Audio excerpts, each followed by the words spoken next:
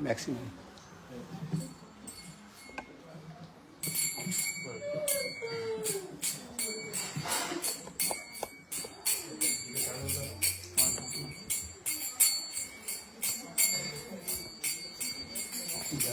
Radha Madhava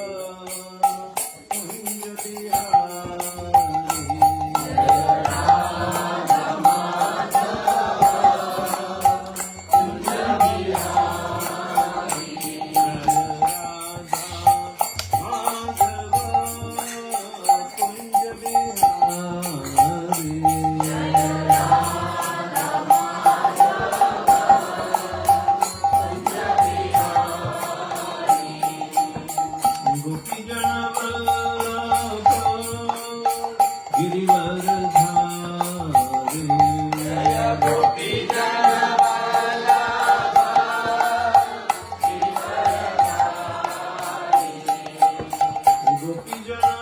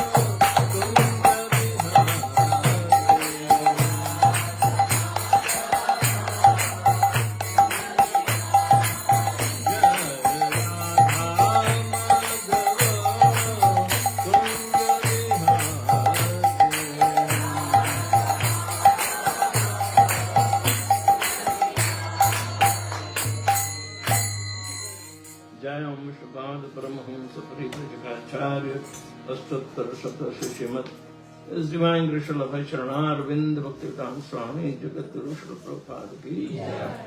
ISKCON Devotee Founder Acharya Jagadguru Srila Prabhupada Ki Jai.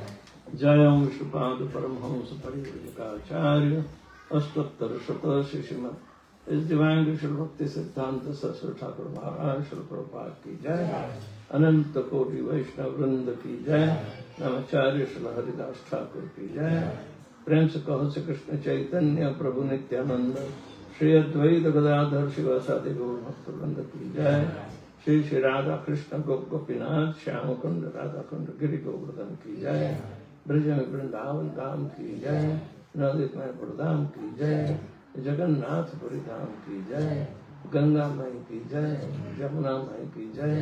भक्ति देवी की जय। तुलसी महारानी की जय।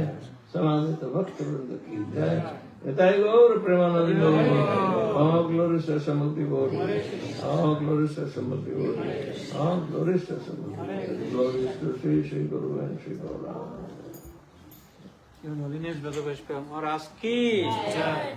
Om Jnanatinidandasya Jnananjana Shalakaya Chakshurmilitanyena Tasmai Sri Gurave Namaha. I was born in the darkness of ignorance and my spiritual master His Divine Grace A.C. Bhaktivedanta Swami Srila Prabhupada opened my eyes with torchlight of knowledge. Therefore I pay my respectful obeisances unto him.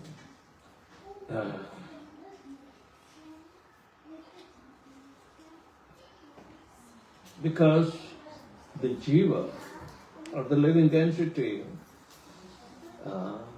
is an eternal principle. It is ever exposed, even though it is encased in a body. It is ever exhibiting its characteristics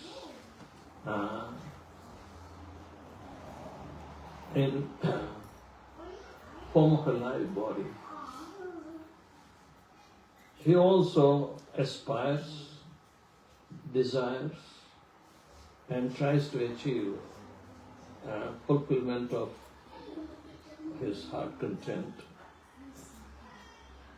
It is pertaining to all jiva tattvas, whether it's an animal, plant, or even an insect.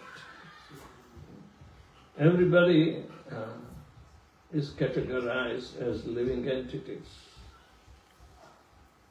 So, the life symptoms of a living entity is the essential study, essential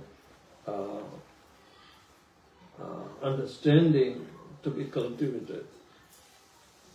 But our culture that was cultivated from the historical references of say minimum 5,000 years back, but previous to that so many dynasties were existing, and everything is recorded in the history. The process of respecting life, the symptom of the life, and all that lives, including plants and animals and insects and birds and beasts, whatever it is. We are told just to respect the living, the life itself, by how do we interact with each other. We were taught how to respect other lives and give them as much convenience. So it developed up to the ideal householder life, grahastha, that they are meant to take care of the necessities of their living, an ideal grahastha life. It is one of the important functions of all the grahasthas to maintain other living entities so they can live comfortably in their span of life that has been given to them. So respect of the life is very important. What to speak, cultivation of that nature within a confinement of a body or of that particular locality means time and the place. Time changes, circumstances change. But the respect of life is the highest principle for that living. Therefore, we cannot remain violent against the life. The respect of life must be there. Violence begets violence. At the same time, respect begets respect. It is a harmonious situation, and Vaishnava character, Vaishnava culture developed around that respect to the maximum important thing. Because only Vaishnava culture, Vaishnava adaptation, not the knowledge or historical references of such culture can help anybody to make a tangible progress except practicing. So, Krishna consciousness, because Krishna is the original seed-giving father in each and every life, Sarva yonishu kaunteya murtayanti sambhavanti ja tasham mahad yonir aham bija pradapita. In each and every species of life, I am the seed-giving father. So, understanding the unity of Vaishnava character is respecting life on the very foundation of the nature of a developed soul, which is in human form of life, that can make a tangible progress. And that is, he becomes more benevolent, more appreciable to the maker of this material world, who exists in spiritual world, and he gets connected with the spiritual world because the spirit, the entity of this broad understanding, not constricted understanding, broad understanding, considers the whole world as his family. More advanced one becomes, more benevolent one becomes, he considers, and Mahabharata it is said, Ayam nija paro vekti, lagunam lagu chetasam, udar charitanam vasudhaiva kutumbakam. So, simply the respect of life can bring you up to a very benevolent character, udar charitra, that he considers the whole world as his family. Even though there are so many variegated situations and conditions and desires of different kinds of cultures, yet those who are developed in the consciousness of Krishna, they are supposed to be on the highest platform of respect of life. Without a devotee, nobody can fully satisfy this definition for respect of life. So, Srila Prabhupada brought that perfectness and application of devotional service that manifest a perfect character. Perfect character. And such people are wanted in order to make betterment of the whole material world, even in Kali Yuga. Even in Kali Yuga. So, the physical nature contradicts itself, but spiritual nature does not contradict. Physical and material, physical and spiritual right now in that state, it contradicts. Our body is a physical nature, physical energy, and the spirit is spiritual nature. And it always remains in struggle in the human form of body. But once they are engaged in the natural occupation, Jivera Swarupa or Nityera Krishna Das. This is the natural occupation. Krishnera Tatashta Shakti Veda Aveda Prakash. So the respect is generated by understanding both simultaneously oneness and difference. Oneness and difference becomes a very, very important point for all religions and all belief systems to go round about it. Even in our historical development of Vaishnavism in Kali Yuga, Adi Shankara used the philosophy of Achintya Bheda Bheda Tattva, simultaneously oneness and difference existing. Not it was there, it is still existing. Oneness and difference will be there. But it is the ultimate uniting principle in acceptance of the Supreme Personality of Godhead. He is equal as well as he is partial. Samoham sarvabhuteshu na dveshti na priyosine but ye bhajanti tu ma bhaktya te apite chasva. Is it a dual talk? Krishna is telling something contradictory? Oh, I am impartial to everyone. There is nobody more dearer or nor even there is anybody that I have to despise. I am equal to both. But yet, as if he is telling something controversial, but ye bhajanti tu ma bhaktya te apite chasvaham. I reciprocate equally to my devotee. He is exceptional, and I am always sold out to them, to the devotees. Others, no, he may favor, he may disfavor, but he doesn't consider, who is envious and who is friendly. No.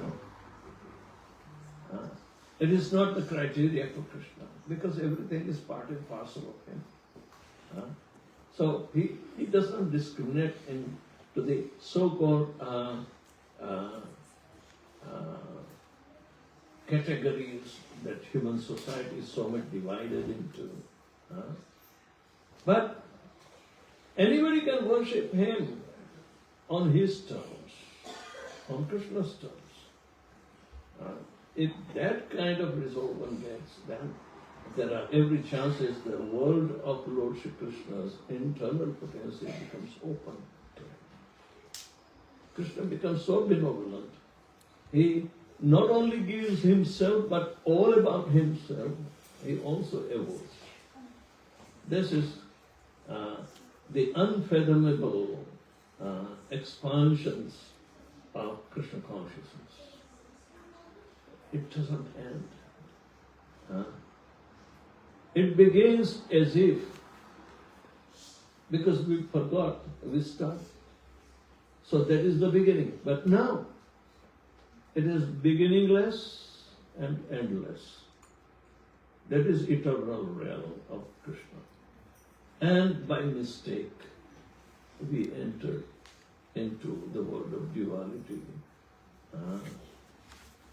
So, every sane person has to understand how to get his innate nature, which is ever existing, ever blissful, ever joyful. He desires to come out from this miserable material world. So unless and until miseries are inflicted upon us, we will never recognize the other side of the miseries, that is, pleasure is existing. Only to a forgetful soul, two opposite experiences, pleasure and pain, they are essential. Those who have forgotten. So he can recognize some kind of choice he has. Who wants to stay in misery? Nobody wants to stay in the miseries. Everybody makes a point to come out of the miseries, even unknowingly. Even in the material world, they want to become happy. But material world itself is not a place of happiness. Yet they desire. It means they have forgotten their happiness and came into the wrong place. But yet they try to become happy. For increasing the happiness of the people in general, even they do not know what is the right way to get the happiness or a definite process to become happy. What is that? Savai punsam paro dharmo yato bhakti rato kshije ahaituki apratiyata yayatma supasita. He has to know what is that process by which the soul will be satisfied. Soul will become happy. Ask, are you living a satisfied life or no? Who will say that we have achieved satisfaction? The material world is not a place of satisfaction. So Srila Prabhupada has kindly opened the storehouse of knowledge. Not only storehouse of knowledge, but storehouse of experience for the perfection of the human form of life. That is, achieving mercy of Lord Shri Krishna. Mamupit itukamtiya dukkhale pasashvatam napnuvanti mahatmana samsiddhim paramamgata. Those who have strived for Krishna consciousness and achieved the mercy of Krishna, that is the greatest, success.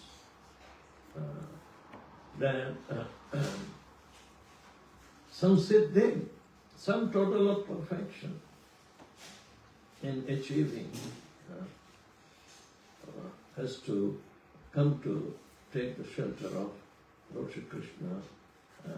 Mam upetya. Upetya means actually he won over me. We lost Krishna, but now this process is regaining Krishna. So mam upetya. Dukkhamte dukkhale mashashvatam napnuvanti mahatmana samsiddhim paramamgata. They are the great souls. They have perfected their lives in achieving me. So, achieving Krishna or going back home, back to Godhead is the perfection of life. So, you can understand the life system or life respect to the life is simply the central point of living.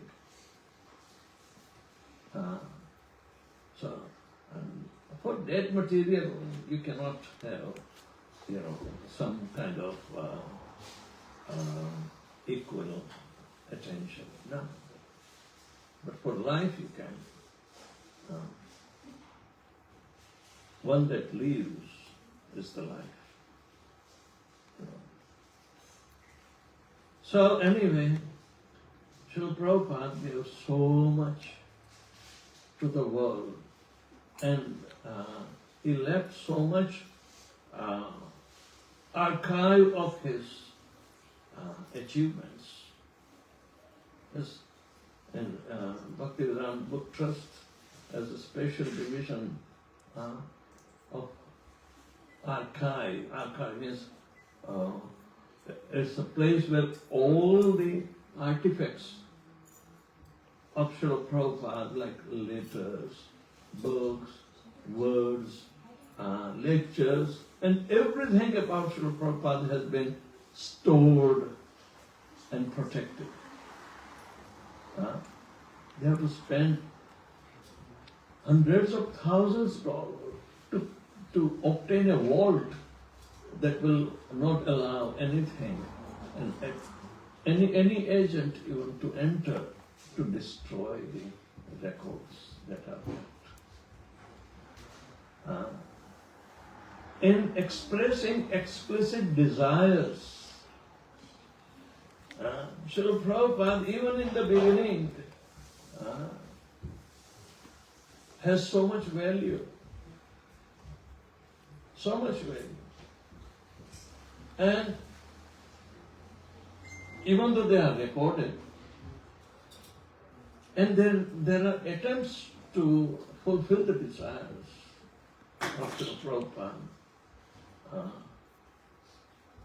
Many tried, but yet if they remain unfulfilled, if we are inspired, then we can jump into it and promote it. So similarly, there are few in return by his words reminded several times and referred by the devotees also.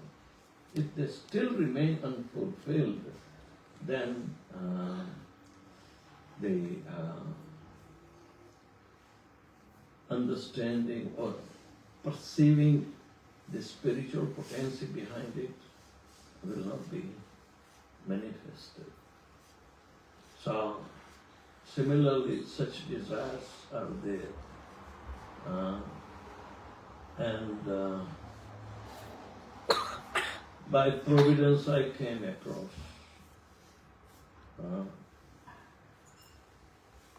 to build a big temple in Thailand. Prabhupada has been wanting to preach everywhere. And in 1974, one of my godbrother is a sannyasi from South America, Vedavyasapriya. He would come to India in 70s. You were not born, Hyderabad temple was getting constructed, and they will make light members during that time. And Panchadravya Swami was very adept. But he gets only visa for a few months, then he will have to go. Or go to other country and get it renewed and re-enter. The old business of coming back and forth. The devotees were adept, very skillful to do that. So Panchadravya Swami happened to go to renew his passport and visa re-entry in Thailand. And Prabhupada wrote him a letter.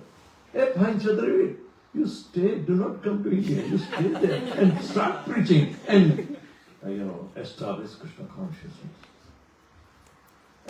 Panchadravya Swami got terrified because he has personal relationship with Srila Prabhupada. He voluntarily came to India, but why Prabhupada is throwing me to Thailand? And that was the beginning. Prabhupada desired the preaching in Thailand. But that became much more clear the year after. Panchadravya could not stand in Thailand much. He ran away. And came to India. Prabhupada, I can't go on. if you don't want me to preach, I will go back to my country. I will preach there. But India is the best history of choice. But why Thailand? And because of his timidness, Panchadra Swami could not stay much, could not take up. It requires a daring enthusiasm to do. In other words, sometimes if some controversy arises between the devotees of preaching, like there was a traveling Sankirtan party called Radha Damodar traveling Sankirtan party, where Tamakrishna Maharaj was very much a powerful leader. But he would go to different temples and steal brahmacharis and recruit them to do the preaching, book distribution, wherever they are traveling. And the presidents were harassed. Oh, we make the devotee and steals. He steals. So they went to Prabhupada complaining, and he was reprimanded. Don't take the regular. Why don't you make disciples or make the devotees in such a way that they stay with you? Why do you steal the others? Oh, then what can I do? Maybe I will go somewhere there is no competition. Can I go to China? Yes, go to China. Prabhupada immediately stepped him out. Then he said, oh my God, what did I speak? He was completely mortified that preaching in China is extremely difficult. Okay? Thailand was okay, but preaching in China was extremely difficult. It is still difficult. But that gave the what you call a spontaneous reaction, and a reluctant Tamakrishna Maharaj has to follow the order of spiritual master. He went to China and made a big dent there. He had many Chinese disciples soon, because preaching is powerful. It is not to be reinvented. What Prabhupada taught, we have to speak the same. Because the process he gave was perfect. Alright? So, how do we cultivate the mood and mission of our spiritual master? Alright? All these years when I was so much active in Vrindavan and India, it never clicked me. But at the age of 18, it started clicking me. Then, what am I supposed to do? So, my God brothers who were struggling to establish ISKCON in Thailand, I also joined them. In 1996 and 97, the GBC sent me to Fiji to resolve some issues where Gujaratis were fighting. I was told an intelligent Gujarati is needed to resolve this issue. So therefore they tried me to go there. And Ramakrishna Maharaj was the GBC there too. But, as usual, something nitty-gritty and they can't agree, and there are foreigners and we are business people. In Fiji, the temple, etc., the whole movement started by the business people.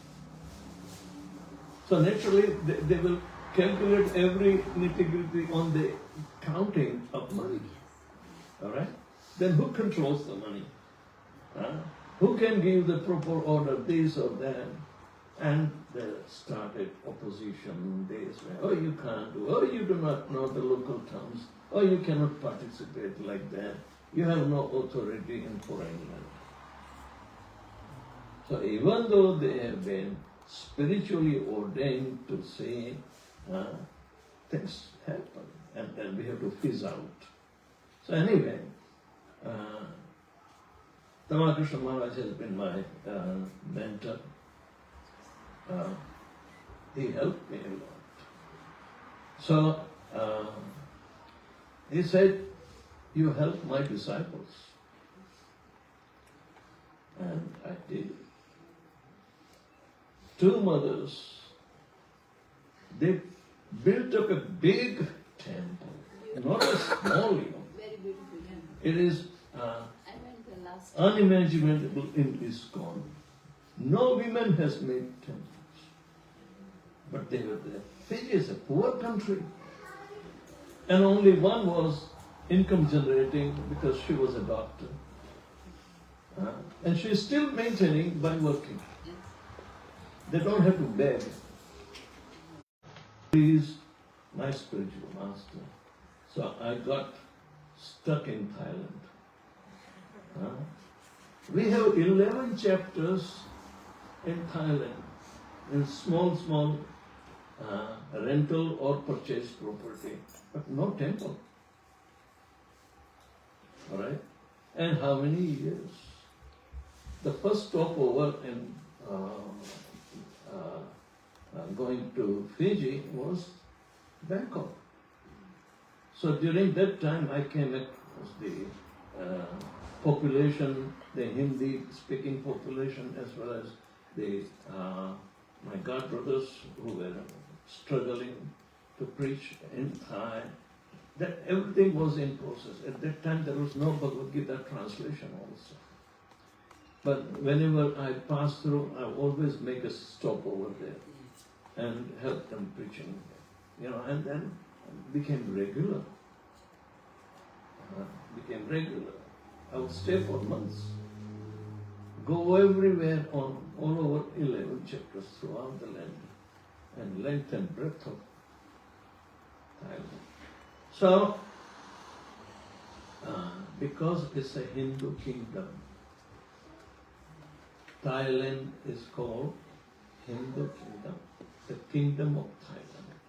It was called Siam, S-I-A-M. So, how Prabhupada was foreseeing all these things? When in 1975, after Manor opening, Pariseshwar temple in Paris was opened. So during that time, when Prabhupada visited, some specific incident happened. And one of my god brother, Yogeshwar Prabhu, is still existing in New York, and he is one of the board of trustees on ISKCON regional governing body, RGB, of North America. Okay. And I had good acquaintance with him because I also joined from 340 West 55th Street in New York. At that time, he was married to a French Mataji and Jyotirmai, and both were engaged to establish Gurukul system. Prabhupada already established in Gurukul system in 1975, 76, the same year in Dallas, Texas. But in New York, in 1975, we moved into a very big 13-story building, and about 400 devotees were staying in one building, and their parents, children, and everybody. So Yogeshwar and Jyotirmayi wanted to establish Gurukul system and writing books for the kids called Bala books. So they were publishers of Bala books at that time. And Yogeshwar happened to know French. Is a Jew from New York, but married to a French devotee, and he happened to also fluently know the French language.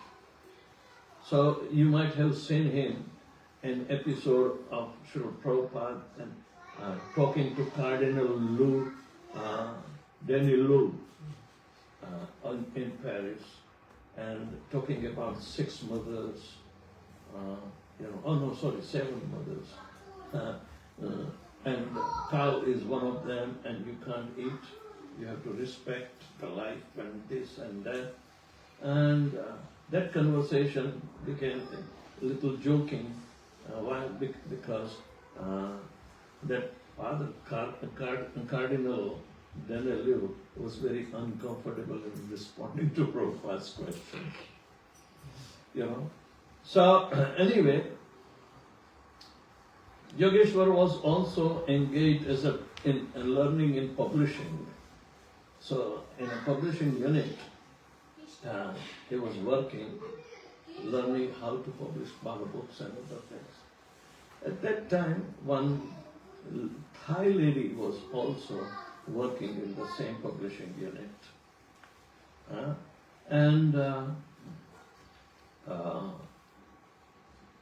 He happened to preach her, made her a devotee, and Prabhupada initiated in 1975. Okay? So towards the end of the year, her boss from Thailand came to see her, whom she was working for. And she introduced her boss to Yogeshwar. And the boss was very astonished and pleased about the old culture of Vedic culture is being, and his own secretary is becoming a member of it. He invited Yogeshwar, please come to Thailand. I will give you a big house. I will give you every facility. Come and start preaching.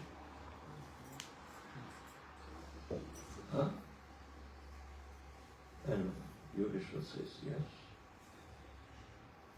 So Yogeshwar discloses in 1976, in month of July, there is a conversation recorded.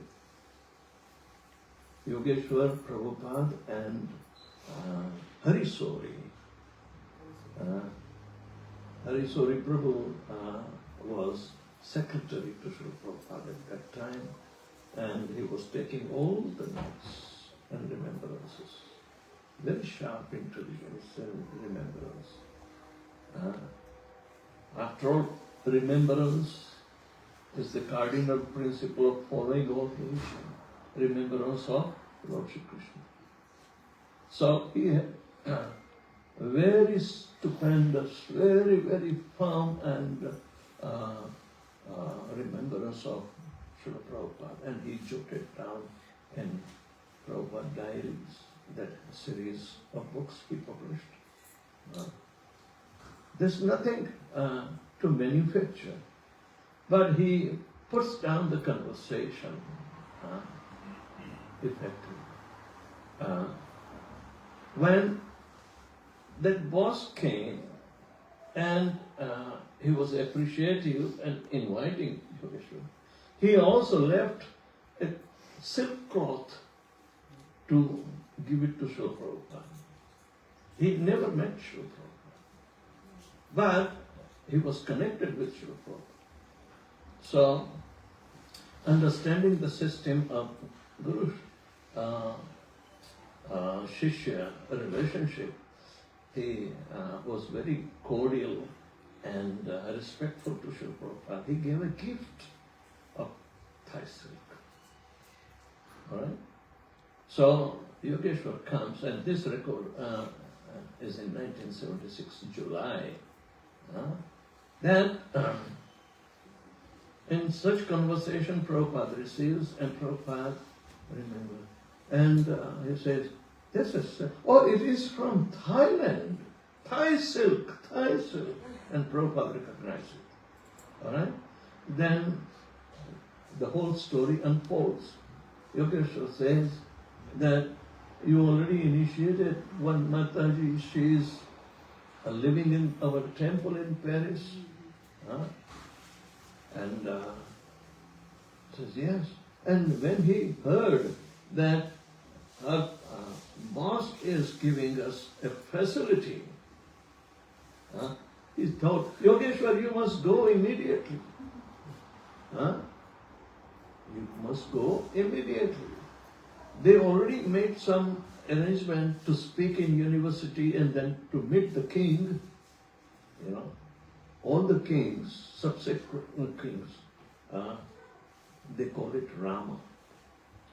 And when they depart, they make one road on their name by the number.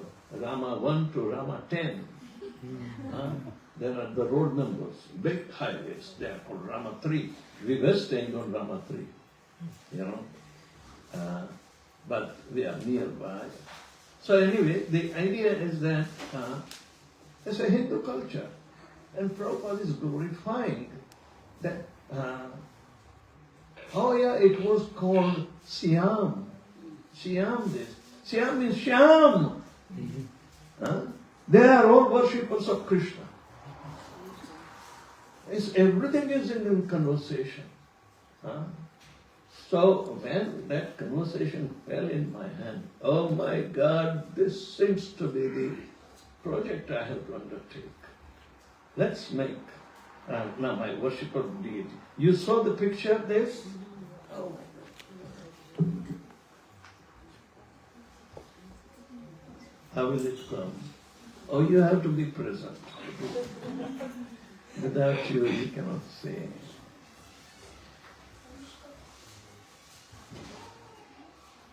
Okay. I was traveling with my worshipable deity called Radha Shyam Sundar. Alright?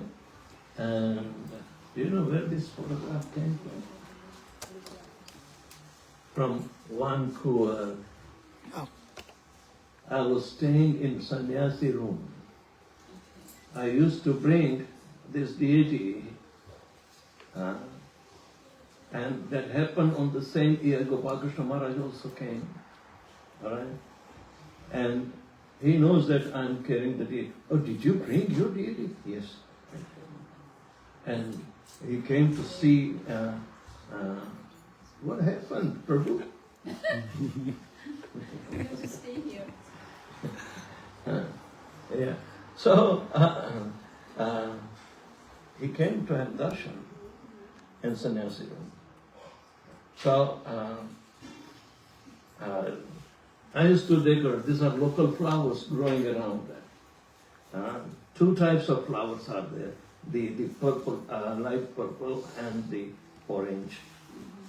But somehow or another, I like this photograph so much that I use almost everywhere. These are small deities, 9 inches size. But I used to carry everywhere, wherever I travel. But now it is difficult. So since several years, I'm not carrying them. Now they have been established in Vrindavan. So we have ladies' ashram, and they are worshipping there. So I can move about without much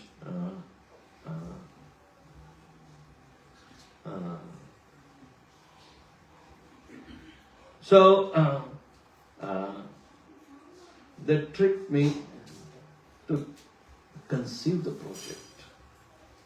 How should I do it? You know? Then, because I'm traveling everywhere, I have no other resources but my own disciples. So I threw the idea And I conceived that because Thailand is a royal kingdom and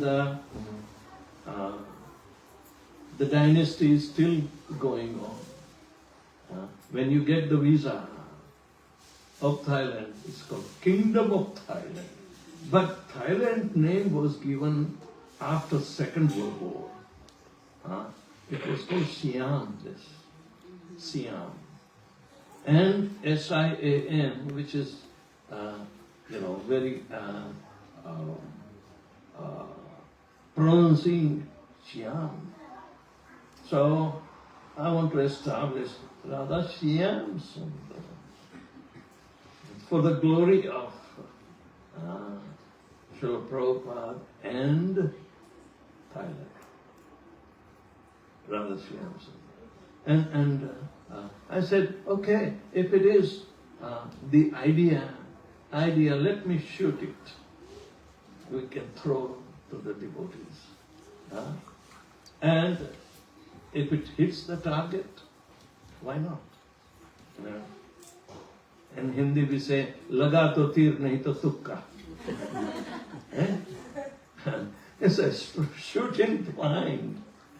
But it did work. People started praising, yes Maharaj, yes Maharaj, yes Maharaj, yes Maharaj. Okay? So, that was before Corona. We registered an organization. There's another system that you cannot organize ISKCON if it is already organized in another district. You can't use the same name. So, we have to put up a trust that can be merged into that organization. So, why it is not? It is skipping so often. You know better. I'm computer illiterate, and I will die illiterate. Okay. Should we put on the light screen? Yeah. Okay. Open the curtain. So anyway, Now the light. That's it. This is enough. the devotee is enthused, and I have to conceive everything. And I would be restless. So, in about 4 years that are coming, even though we were locked out, I was locked out for 1.5 years in Kerala during Corona. Cannot move, cannot travel. Meanwhile, the organization we formed became defunct.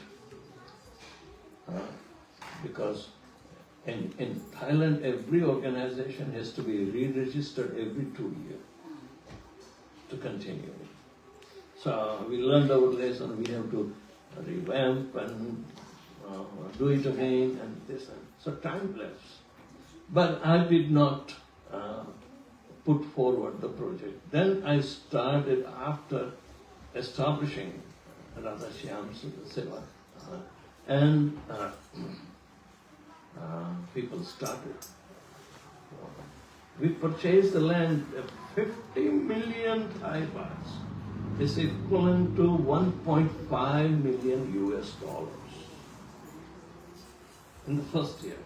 That we achieved, but we need to continue. So a lot of design work and so many things we did during that. And today we have reached to the point that we have to put it forward, the Council of Architects, and get an approval to start construction. So, so much work has been going on. And we have not hired anybody from outside. It's coming from disciples. Lavangalata Devidas, most of you know. She works, and my women's ashram takes care of it, but at the same time she works like a secretary, and she helps me from it. And she happened to study architecture And she started putting things together. I gave her design. I want Hawa Mahal of Jaipur to be the facade. And let's organize it. So, we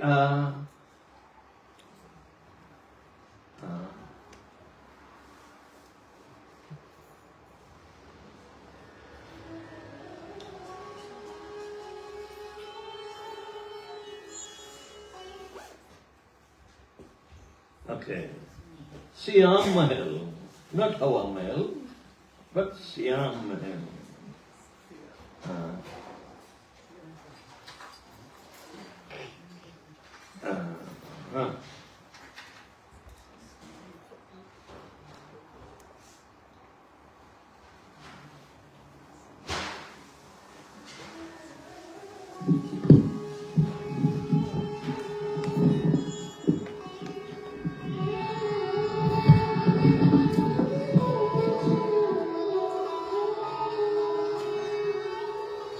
This is 8 times bigger than Hawa Mahal of Jaipur. Hare Krishna,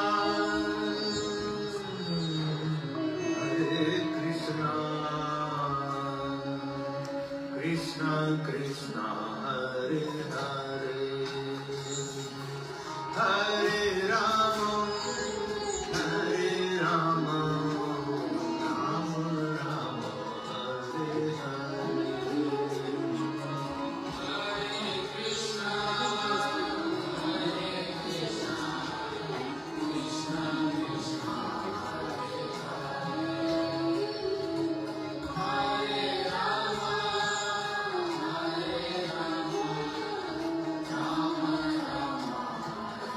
The temple itself is within the courtyard, surrounded by Hawa Mahal. And the shape of the temple is the Chhatri of Kusum Sarovar. And we have seen the photograph of Kusum Sarovar and Govardhan Parikrama.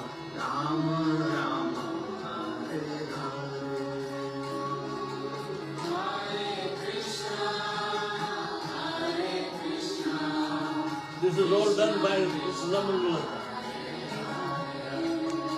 Even drawings and others.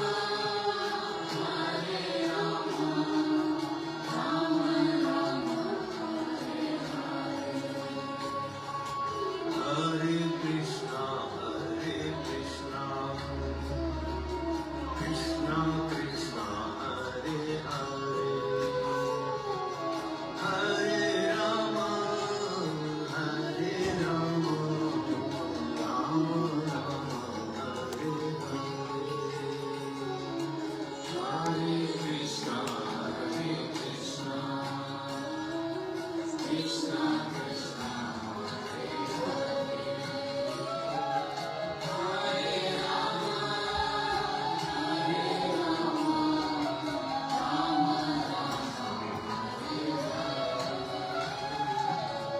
Hare Krishna, Krishna Krishna, Hare Hare, Hare Rama, Rama Rama. The courtyard is exactly like Vrindavan. We can do both festivals.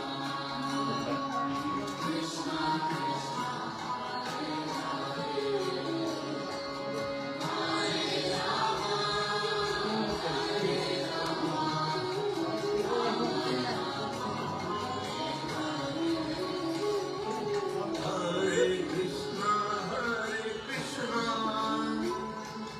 Krishna Krishna, Hare Hare, Hare Rama.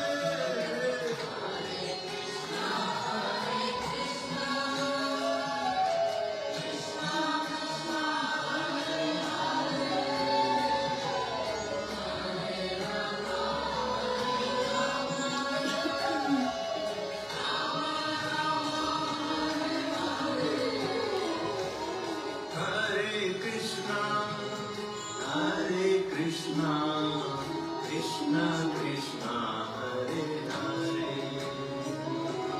Hare Rama, Hare Rama, Rama Rama, Hare Hare. Hare Krishna,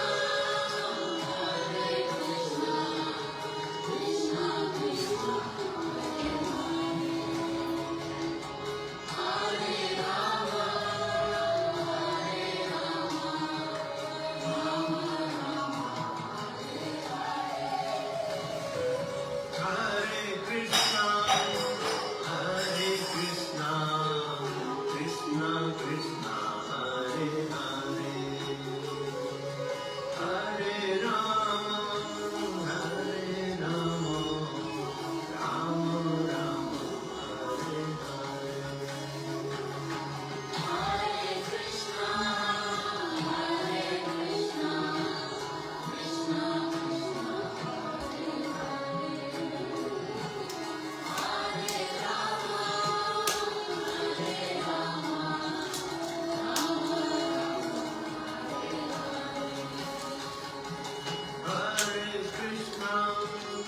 Hare Krishna, Krishna Krishna, Hare Hare, Hare Rama, Hare Rama, Rama Rama, Hare Hare.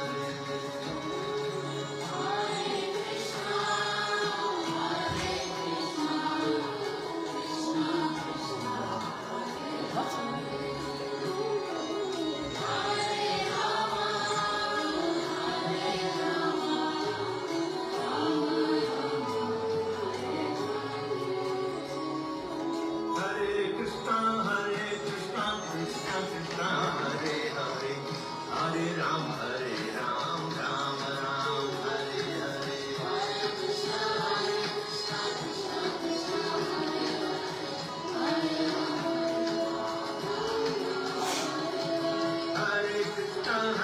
Krishna Krishna, Hare Hare, Hare Ram, Ram Ram, Hare Hare. Hare Krishna,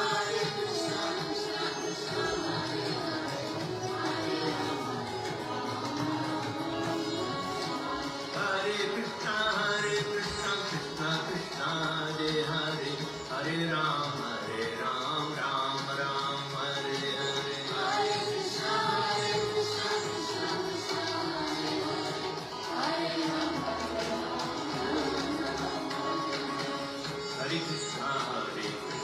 Krishna Krishna, Hare Hare, Hare Ram, Ram Ram, Hare Hare. Hare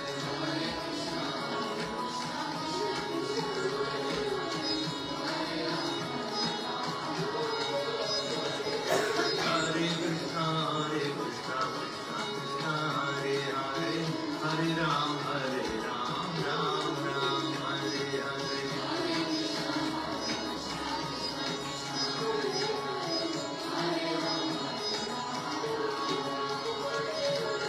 Hare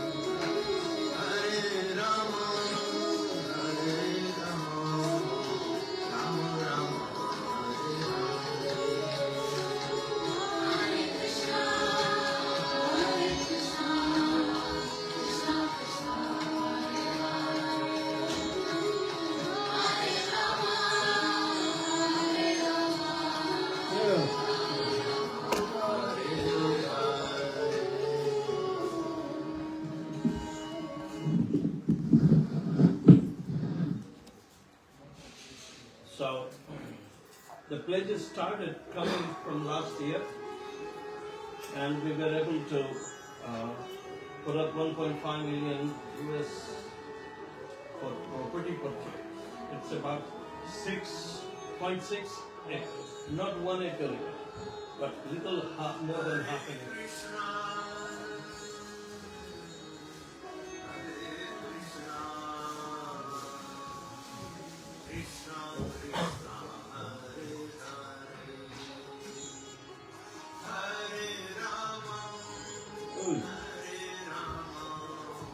Where do I stop?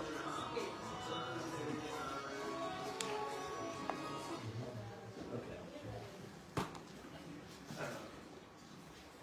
So, Longota helps me throughout. She can also monitor who sends the pledges, who is outstanding, like that. And it's the whole world record. Everybody who contributes will be given some privileges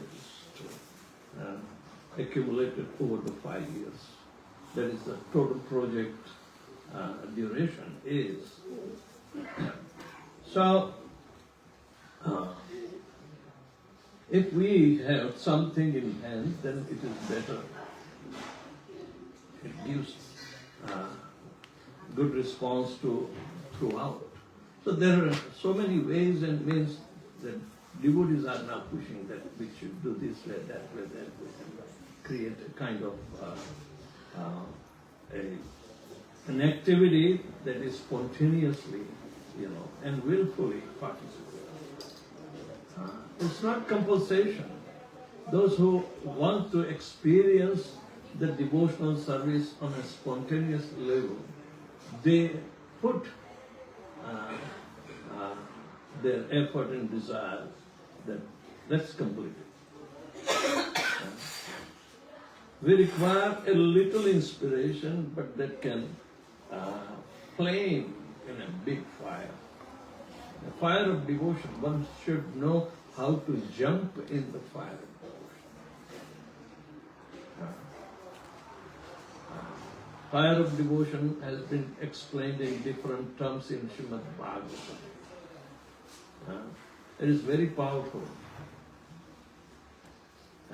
To remove the bodily conception of life which becomes a hindrance in our spiritual growth.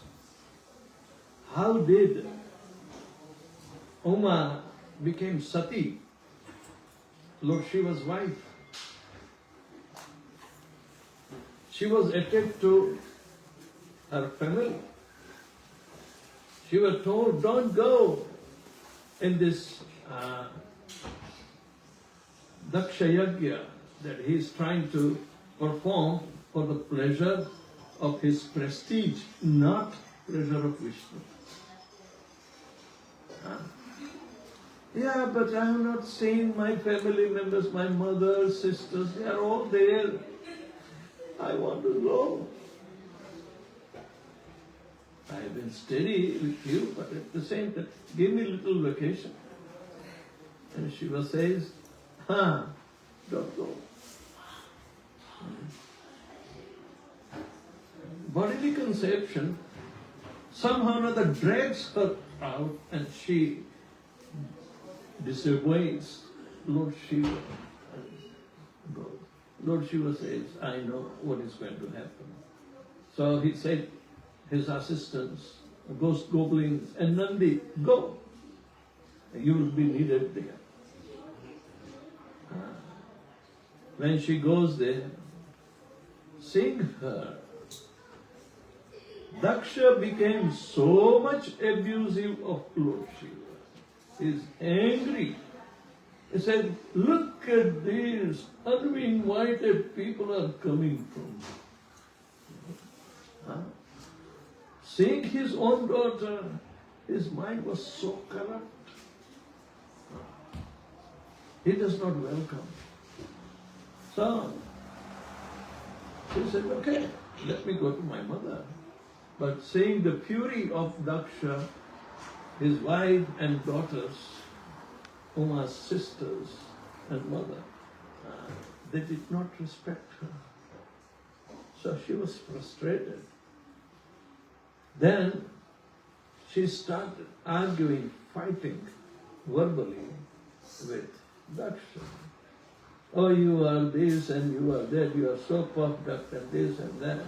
But that preaching, you can't preach your own kinsman. She was unable to preach. Because of bodily conception is so strong. Then she realized why Lord Shiva was calling me Dakshani. You are the daughter of Daksha. Dakshani. He was attaching me to my family. Daksh Kanya, Dakshani. But everything is Daksha. Daksha was the father. So, he says, if my father is offender of great devotee like Lord Shiva, I don't want to accept that body. Otherwise, this body is also an offender. The body obtained from a father becomes an offender because of the father is offender. And she made a resolve. I disobeyed my husband, who is the representation of the Supreme Personality of Godhead. He doesn't know the ultimate aim of the life. My father is an offender. I don't want an offended body received from him. This was a self-resolve. And she sat down in that sacrificial arena, meditate upon the Supreme Personality of Godhead, Lord Vishnu, and set a fire. Nobody lighted a matchstick there. The fire of devotion is intensified and can consume all the bodily conception. Mother Sati, she became Sati. She is known by becoming sati.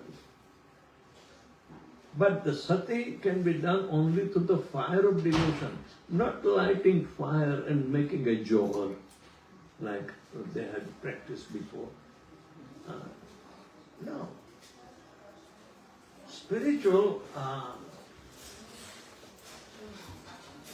progress should be there. After all, if we are taking the process which is